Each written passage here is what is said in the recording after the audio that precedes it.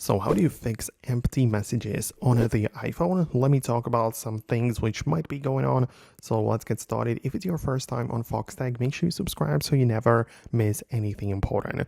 In case your messages app is empty, even though it should contain some content like the chats, messages, threads as usual, well, there are more reasons for it.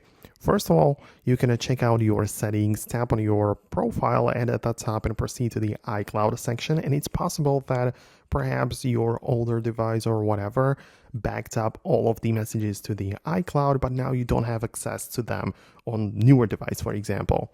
So you want to make sure that the messages are being synced, and you can see that on my iCloud, I have about 120 megabytes worth of messages stored, and I also have, you can see 400 messages on iCloud. So I have to, or I need to have that enabled. The toggle has to be green so my phone can actually access the messages stored on iCloud, and therefore my message app is not empty, right? So just check out your iCloud situation. Most likely you have it stored there.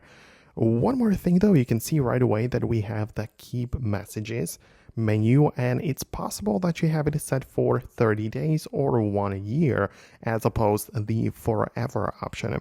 And that's kind of crucial because if you have it set for 30 days, then obviously after the time runs out, your messages will be automatically deleted.